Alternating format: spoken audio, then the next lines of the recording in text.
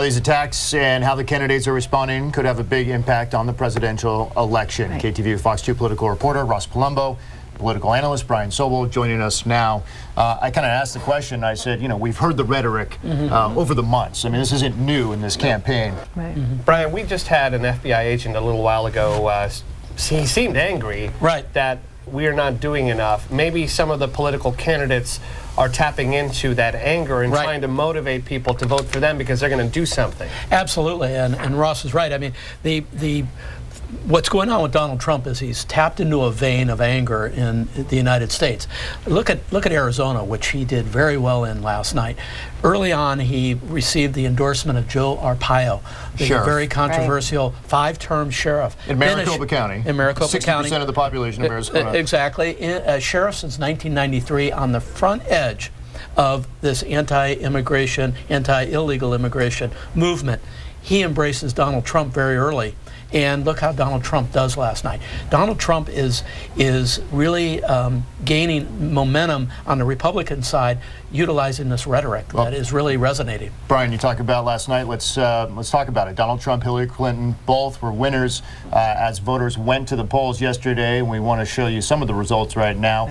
Donald Trump got 47% of the vote in the state of Arizona. He will take all 58 delegates, bringing his delegate total to 740. Ross, what did you think of last night? Well, I thought that it exposed their strengths and their weaknesses. In Arizona, as we were just talking about, as Brian just mentioned, Donald Trump really is Joe Arpaio. I know Sheriff Joe, and they talk the exact same talk that no doubt helped him there.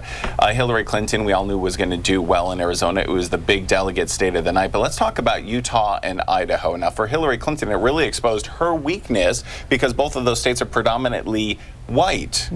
And she does really bad with that crowd. And conversely, for Donald Trump on the Republican side, Utah and Idaho, more conservative, right? Those are the people who want a tried and true, tested conservative leader. And that's why they went for Ted Cruz in those states. So it shows the weakness and the split within each party. Let's bring up a name that hasn't been said so far this morning. What does John Kasich do now? Well, I think he's positioning himself, obviously, for the convention. He's hoping that if this ends up as a convention fight, he somehow is in the mix.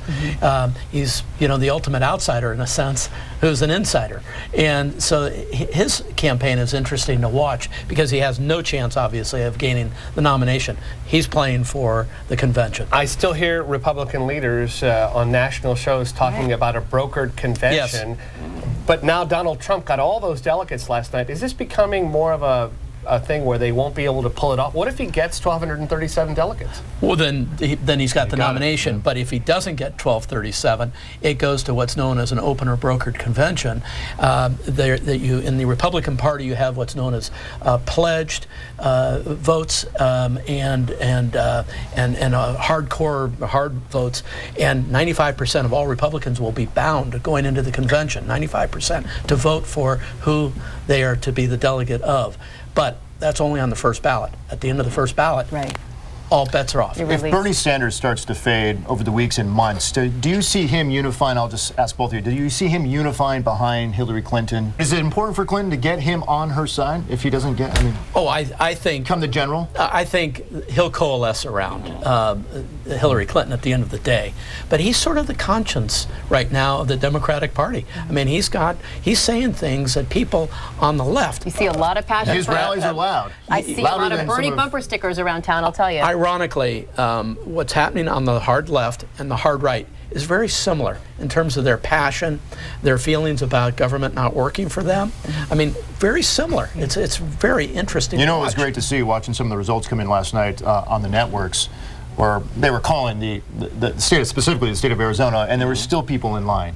I love going to vote. And wasn't that refreshing? Long lines. That was great. It was refreshing to see everyone involved. Exactly, and last night was really the first night that we saw long lines for Democrats, right? Because the story all along has been Republicans are getting the turnout everywhere. Now Democrats are getting the turnout as well. It's very important. Bernie Sanders is so important to the Democratic Party. He's keeping Hillary Clinton in the headlines. He's really dragging her a little bit to the left.